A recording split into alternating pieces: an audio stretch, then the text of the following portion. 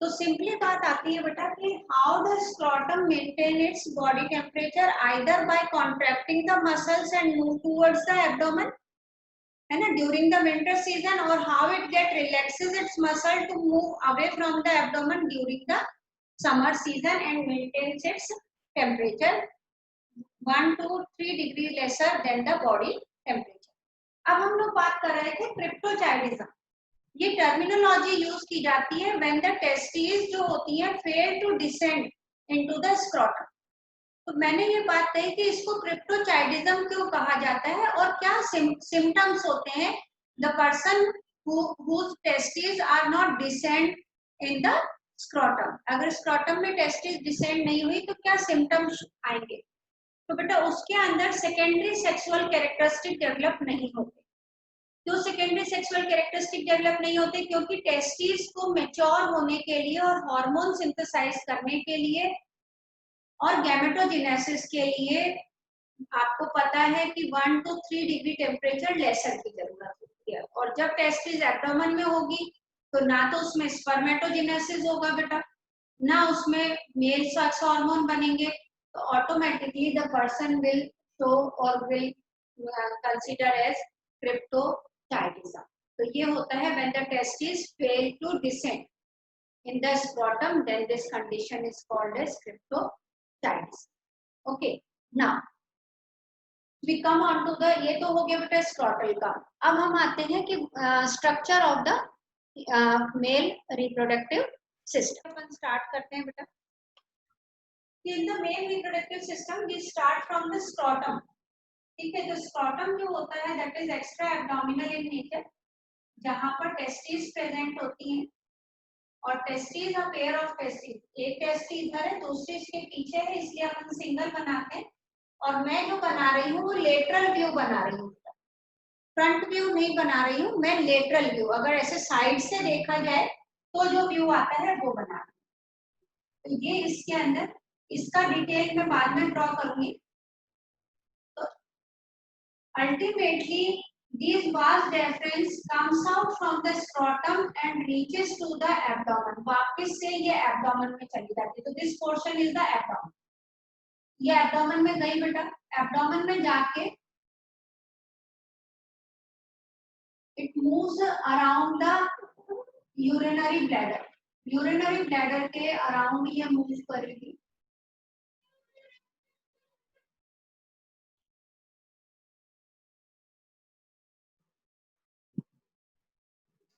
तो मैं यहाँ पे ये ड्रॉ कर रही हूँ।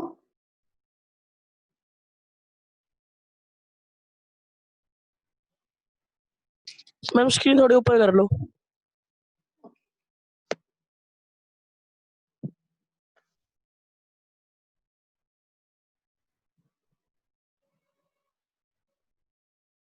सबसे पहली चीज बेटा, ये जो मैंने पोर्शन ड्रॉ करे हैं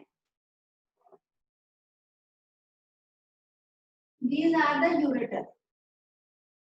आपको एक्सक्रीटरी सिस्टम का याद होगा बेटा। एक्सक्रीटरी सिस्टम में अगर अपन लोग बनाते हैं a pair of ureter comes from the kidney।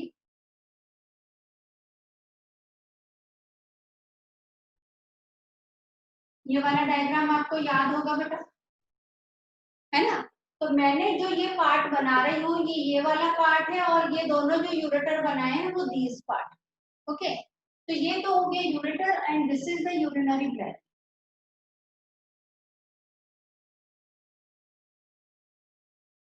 and this complete is going, जो up गया है in the abdomen, that is called as vas deferens।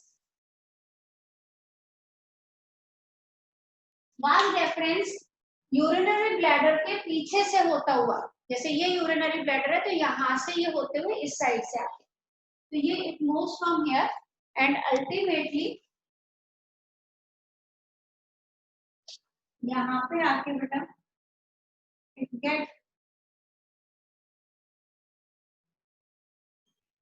Seminal vesicle.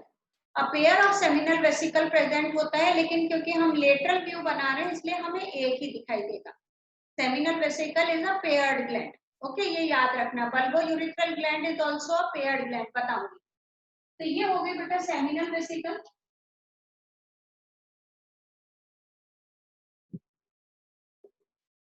अब सेमिनल वेसिकल का जो ओपनिंग होती है और ये ओपनिंग आके जब इससे मीट करती है, इससे बेटा ये यूरेथ्रा, ये वाला portion is called as urethra.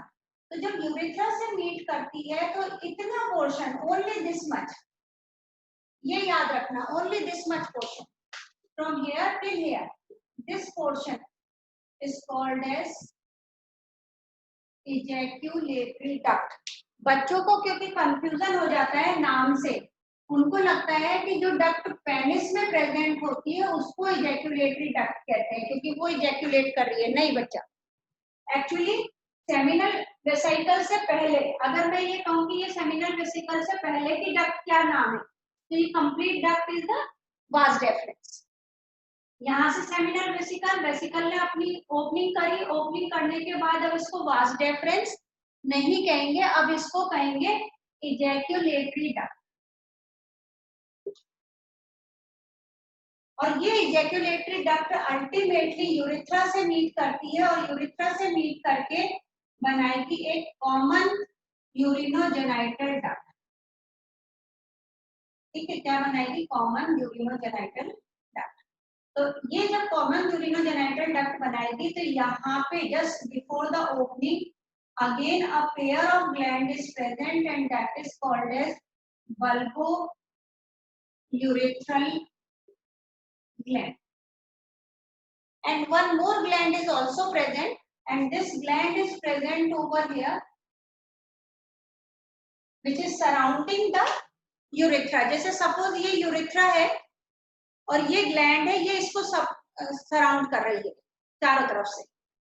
ठीक है, तो ये बीच में हो गई, ये इसको सराउंड कर रही है, तो एक single gland surrounding the urethra and this gland is called as prostate gland। Usually at the age of 65 in the male, this prostate gland get enlarged। किन्हीं मेल, कुछ मेल्स में 65 इयर्स के बाद ये ग्लैंड एनलार्ज हो जाती है। तो जब एनलार्ज हो जाएगी कोई चीज तो वो क्या करेगी? वो उसको स्क्वीज करने लगेगी, वो यूरेथ्रा को स्क्वीज करने लगेगी। तो यूरेथ्रा को स्क्वीज करने लगेगी तो यूरिन का जो रिलीज है वो पेनफुल हो जाएगा और यूरिन रिलीज भी नहीं हो पाएगा। तो that is called as prostate removal, यानी प्रोस्टेट ग्लैंड को रिमूव करवाया जाता है।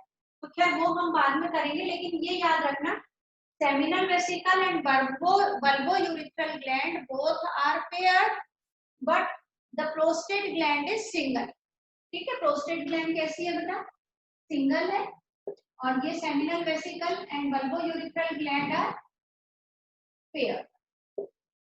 ओके बच्चा, when this duct is coming out, अब ये यहाँ पे यूरेथ्रा है, यहाँ पे इजैक्यूलेटरी डक्ट है, दोनों मीट करी, तो दोनों ने मीट करके जिस डक्ट, जो डक्ट बनी वो कहलाएगी यूरिनो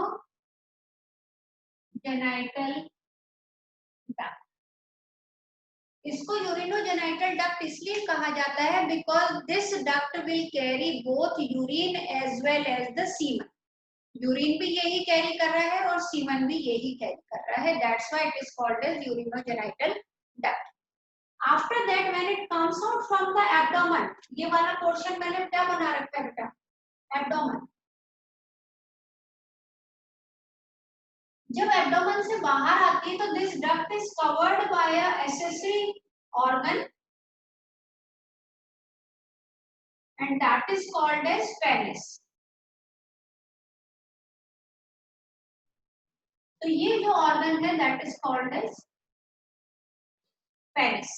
अब पेनिस जो है it is also called as copulatory organ.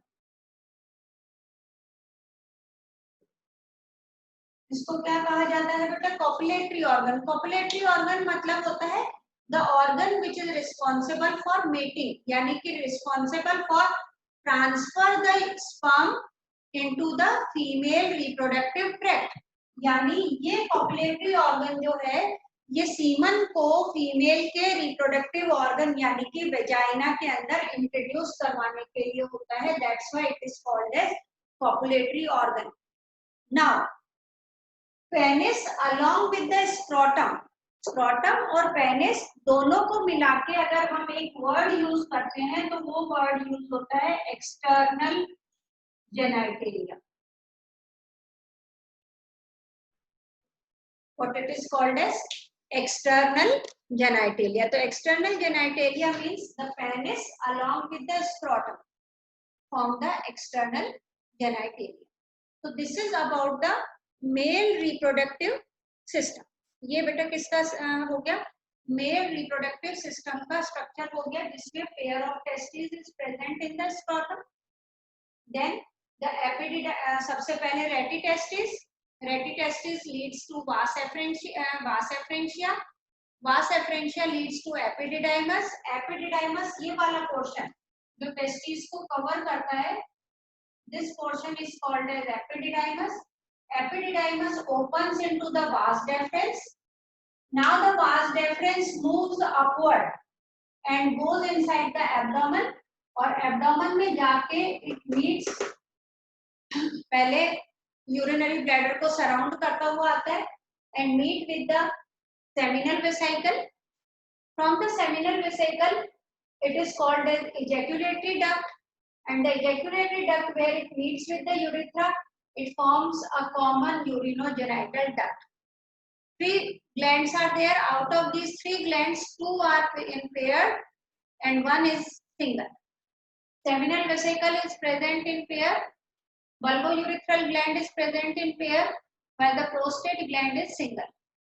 And ultimately, this urinogenital duct comes out and forms the external genitalia, that is penis. और penis जो है वो muscular organ है जिसके अंदर rich supply of blood होता है. And due to the rich supply of blood, during the when the male get excited, means sexually excited हो जाता है जब male, तो इस पेनिस के अंदर जो ब्लड वेसल्स हैं that get filled with the blood. और जब इनकी ब्लड वेसल्स ब्लड से फिल्ड हो जाती है तो then the penis get erect और उसको कहा जाता है erection and ultimately it leads to the release of semen. तो ये हो गया बेटा मेल रिप्रोडक्टिव सिस्टम का structure. Now we have to do first thing TS, transfer section of the testis. और उसके बाद में हम करेंगे कि कौन कौन से पार्ट्स हैं जो इसके अपने रह गए हैं, कि how the seminiferous tubule leads to rete testis and rete testis leads to vas efferentia, vas efferentia to epididymis. तो this is about the male reproductive system. तो आज के लिए इतना ही काफी है. आप लोगों की मैं या तो वीडियो अपलोड कर दूंगी, अगर शाम तक बन गई तो मैं वीडियो अपलोड करती हूँ, और नहीं तो मैं कल आप लोगों को सेंड कर दूंगी अगर क्लास लेनी है तो. अब आप लोग मुझे बता दो क्लास ही ले लूं या वीडियो अपलोड करूं? मैम क्लास ले लो. सब जने यही चाह रहे हैं कि क्लास ले लो. मैम आप ऑल मैम अभी और देर पड़ी. हाँ बेटा. मैम ये बता मैम अभी और टाइम पड़ा. बेटा अभी और टाइम मेरी अभी फिर वापस से आज मेरी 6 क्लासेस है बेटा, तो मुझे भी थोड़ा उसके अकॉर्डिंग एडजस्ट करना है ना, क्योंकि 11th-12th का रिवीजन चल रहा है. तो 2 सुबह क्लास लेती हूँ, एक तीसरी तुम्हारी हो गई. Prostate gland. हाँ प्रोस्टेट ग्लैंड का क्या बेटा? मैम प्रोस्टेट ग्लैंड और सेमिनल वेसिकल्स जो सीक्रेशन डालती है इसमें ताकि आराम से फ्लोट कर सके, इन दोनों का अलग अलग सीक्रेशन का नाम होता है कोई, या दोनों का कॉमन होता है कोई? नहीं बेटा, इनके जो सिक्रीशन होते हैं वो हम कह देते हैं secretion of the seminal vesicle और उसमें कह देते हैं secretion of the prostate gland. हाँ कंपोनेंट डिफरेंट होते हैं इनके, तो वो जब मैं करवाऊंगी तब वो कंपोनेंट्स भी बताऊंगी. जैसे हम कह देते हैं कि सेमिनल वेसिकल का जो सिक्रीशन होता है उसमें मेनली प्रोस्टाग्लैंडिन्स प्रेजेंट होते हैं और फ्रक्टोज होता है. फ्रक्टोज जो होता है वो स्पर्म को नरिशमेंट प्रोवाइड करने के लिए होता है जिससे कि उसके अंदर मोटाइलिटी हो, और प्रोस्टाग्लैंडिन जो होता है वो फीमेल रिप्रोडक्टिव ट्रैक्ट के अंदर पेरिस्टाल्सिस क्रिएट करने के लिए होता है. तो वो जब मैं आगे बताऊंगी कि किस तरह से इजैक्यूलेशन होके सीमन रिलीज होता है और वो उसके क्या क्या फंक्शन होते हैं, तो वो मैं तब बताऊंगी. ठीक है बच्चा? तो फिर कल अपन इस टाइम पे क्लास ही ले लेते हैं. Okay clear? Okay ma'am. Okay बेटा, चलो देन बाय बेटा. ये वाली वीडियो अपलोड कर देना. करूँ क्या अपलोड? जब चलो ठीक है कर दूंगी 18 19 मैम चलो मैम कहीं कहीं मैम थोड़ा ब्लर था इसलिए कर देना।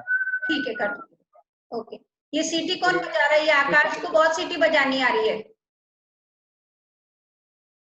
नहीं मैम मैं नहीं बजा रहा। तो कौन बजा रहा है? मैं तो आपको वो वीडियो अपलोड करने के लिए बोल रहा था, मैं कैसे बजाता। अच्छा अच्छा साहिल चला गया, तो साहिल बजा रहा होगा। ये मुकुल बजा रहा होगा फिर। मुकुल का ऑन था। मुकुल को ही चाव रहता है सीटी साहिल बजाने चला का। गया, साहिल बजा रहा होगा। चलो बाय बेटा।